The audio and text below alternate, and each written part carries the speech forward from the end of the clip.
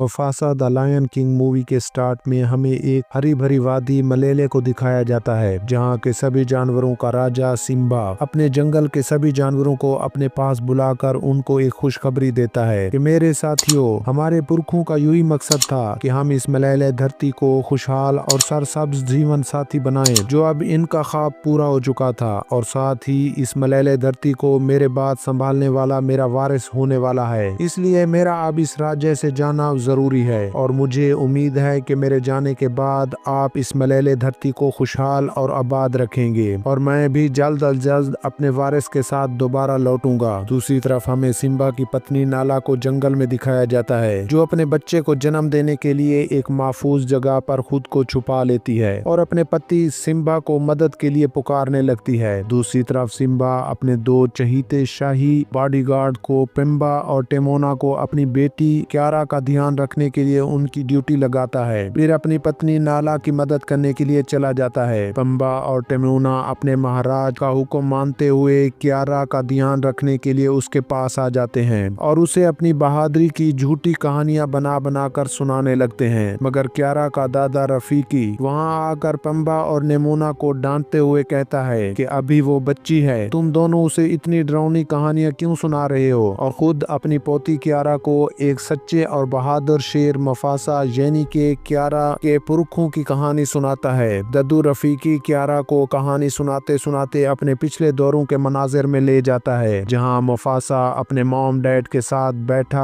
अपनी इस खूबसूरत मलेले धरती की कहानी सुन रहा था, क्योंकि कई सालों पहले मुफासा और उसके मॉम डैड एक बंजर जमीन में रहा करते थे, मगर उनको उम्मीद थी कि वो एक न एक दिन इस खूबसूरत मलेले की धरती में जरूर बसेंगे और वो अपने बेटे मुफासा को भी इस खूबसूरत जन्नत की तरफ आने वाली खुशियों और रोशनियों के बारे में बताते हैं कि इस पहाड़ी और इस खूबसूरत रोशनी के पार ही वो जन्नत हमें नसीब होगी। उसी वक्त वहाँ की बंजर जमीन पर बारिश होने लगती है, जिससे मुफासा के मॉम डैड और बाकी सभी जानवर खुशी से झूमने लगते हैं और मुफासा भी मस्ती करते हुए जैसे ही नदी के बीचों बीच गया, उसी वक्त एक पानी की बहुत बड़ी लहर आकर मुफासा को डुबा देती है। मुफासा के मॉम डैड उसे बचाने की बहुत कोशिश करते हैं, मगर पानी का बहाव तेज होने के कारण मुफासा इसमें डूबता हुआ अपने मॉम डैड से दूर चला जाता है। और मुफासा की जब आंख खुली तो वो देखता है कि वो नदी के बीच लकड़ी के साथ लटका हुआ है, क्योंकि मुफासा को पानी की लहरें इतनी दूर ले आई थी कि अब उसका दोबारा अपने घर की तरफ लौटना नामुमकिन हो चुका था। मुफासा जैसे ही नदी के किनारे के करीब पहुंचा तो नदी के किनारे पर उसे एक शेर का बच्चा टाका मुफासा के पास आकर उसे कहता है कि तुम कहां से आए हो, इस नदी में क्या कर रहे हो। जिस पर मुफासा टाका को अपना नाम बताते हुए कहता है कि मैं अपने मॉम डैड से बिछड़ गया हूं और मुझे घर का रास्ता भी मालूम नहीं है। तो टाका इस पर रहम खाते हुए उसे नदी से बाहर निकाल देता है और टाका मुफासा को अपनी मॉम से मिलाते हुए उनसे कहता है कि मुफासा एक अच्छा बच्चा है, मैंने ही इसकी मदद करके इसे नदी से बाहर निकाला और मैं चाहता हूँ कि मेरा और भाई ना होने के कारण मुफासा ही अब मेरे साथ ही मेरा भाई बनकर रहेगा। जिस पर टाका की माँ उसे मना करती है कि तुम्हारे डैड इस लावारिस को अपने कबीले में भी पनाह नहीं देंगे। तो मुफासा खुद ही टाका की मॉम से कहता है, मैं कोई लावारिस बच्चा नहीं, मेरे मॉम डैड भी हैं, बस इस पानी की लहरों ने मुझे अपनों से दूर कर दिया है। टाका की मॉम मुफासा की इन्हीं बातों को सुनकर उसका दिल पिघल जाता है और मुफासा को अपने साथ लेकर अपने कबीले वापस लौट आते हैं, जहाँ पर कबीले का राजा ओवासी जैसे ही मुफासा को देखता है तो फौरन उसे अपने शाही खानदान से अपनी पत्नी को दूर करने का कहता है, क्योंकि वो नहीं चाहता था कि कोई लावारिस मेरे सरदार की संपत्ति पर राज करे। तो आगे से मुफासा राजा ओवासी से कहता है कि मैं कोई लावारिस नहीं, मेरा भी परिवार है, बस मैं इनसे थोड़ा दूर हो गया हूँ। ये बात सुनकर राजा ओवासी मुफासा और टाका के दरमियान एक रेस की चुनौती रखता है, जिसमें अगर मुफासा टाका को हरा देता है तो मुफासा को अपने परिवार के साथ रहने देगा और मुफासा के दरमियान रेस शुरू हो जाती है। राजा ओवासी मुफासा को धक्का देकर अपने बेटे टाका को जिताना चाहता था, मगर मुफासा अपने डैड के पैतरे और अपनी पूरी ताकत से रेस को जीतने की कोशिश करता है, मगर भूख और थकावन की वजह से टाका से हारने लगता है। तो टाका उसे अपने एक राज बताते हुए कहता है कि मुझे तुम्हारी जरूरत है, इसलिए टाका खुद पीछे होकर मुफासा को रेस जितवा देता है, जिससे राजा ओवासी मुफासा को अपने कबीले में रहने की अनुमति दे देता है। मफासा और टाका दोनों एक साथ भाई बनकर रहने लगते हैं और वक्त के साथ साथ मफासा और टाका दोनों बड़े होते गए, लेकिन राजा आवासी मफासा से ज्यादा लगाव नहीं रखता था, इसलिए मफासा ज्यादातर वक्त टाका की मॉम के साथ गुजारता है। टाका की मॉम मफासा को शिकार और हवा के रुख के साथ साथ दूर की चीजों को पहचानना सिखाती है और उसे अपने टाका बेटे से भी ज्यादा प्यार करती थी। मगर टाका का डैड अपनी पत्नी को मफासा के साथ इतना लगाव रखता देखकर टाका को अपने पास बुलाते हुए कहता है कि बेटा, तुम मफासा के साथ वक्त बर्बाद करने की बजाय अपने डैड की हुक्मरानी पर तवज्जो किया करो। तो टाका अपने डैड को जवाब देते हुए कहता है कि मफासा मेरा भाई है, मुझे इसके साथ वक्त बिताना अच्छा लगता है। इसके बाद दद्दू रफीकी को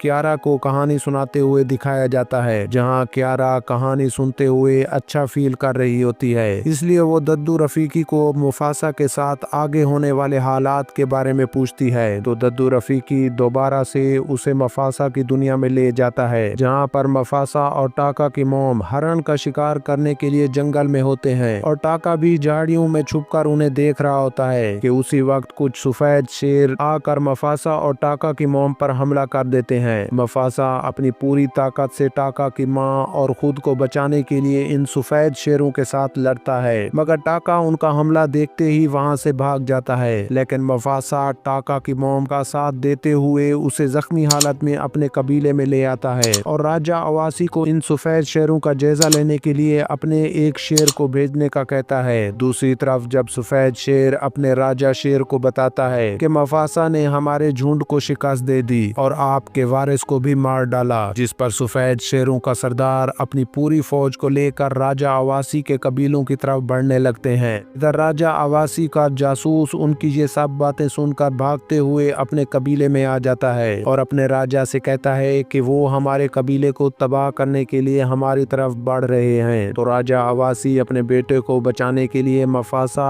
और टाका को कबीले से बाहर मलेले दुनिया में जाकर अपना जीवन बसाने का कहता है। तो मफासा राजा के हुक्म का पालन करते हुए टाका के साथ मलेले के सफर पर निकल पड़ते हैं। दूसरी तरफ सफेद शेरों ने भी आवासी के कबीले पर हमला करके टाका के मॉम, डैड और बाकी सभी वासियों को मार देते हैं और सफेद शेर अपनी फौज को साथ लेकर मफासा और टाका के पीछे लग जाते हैं। इधर जब मफासा जंगल के सभी पंछियों को दूसरी जानिब भागता हुआ देखते हैं तो वो समझ जाते हैं कि सफेद शेरों का झुंड हमारा पीछा कर रहे हैं, इसलिए वो टाका को साथ लेकर वहां से भागते हैं। मगर रास्ते में नदी होने के कारण मफासा को पानी से डर लगता है। मफासा टाका को पानी में ना जाने और उनका मुकाबला करने का कहता है, लेकिन टाका उनकी फौज को देखकर मफासा को जल्दी से नदी में धक्का दे देता है और दोनों नदी के दूसरे किनारे से निकलकर सफेद शेरों से अपनी जान बचा लेते हैं और चलते चलते रात हो जाती है कि तभी मफासा महसूस करता है कि कोई उनका पीछा कर रहा है, इसलिए वो टाका के साथ मिलकर झाड़ियों में उसको ढूंढने लगता है कि उसी वक्त एक शेरनी झाड़ियों से बाहर निकल आती है। तो मफासा उनका नाम पूछता है तो वो शेरनी अपना नाम सुराबी बताते हुए कहती है कि सफेद शेरों ने मेरे परिवार और मेरे सभी कबीले वालों को मार दिया, बस मैं अपनी जान बचाकर वहां से भाग निकली और मेरे पुरखों के बताए हुए मलेले की दुनिया की तलाश में हूँ। जिससे टाका उसे कहता है कि तुम डरो नहीं, तुम अब अकेली नहीं हो, क्योंकि इन सफेद शेरों ने हमारे भी परिवार और कबीलों को मार दिया। हम भी अपने पुरखों के बताए हुए इस मलेले की वादी की तलाश में जा रहे हैं। दूसरी तरफ एक बंदरों के झुंड में हमें दद्दू रफीकी को दिखाया जाता है, जिसमें रफीकी का हुलिया बाकी सभी बंदरों से चेंज होने की वजह से उसके कबीले वाले उससे नफरत करने लगते हैं, इसलिए सभी कबीले वाले मिलकर रफीकी को अपने झुंड से बाहर निकाल देते हैं। तो रफीकी भी जानता था कि मेरा जीवन और मेरे बाकी सभी परिवार वाले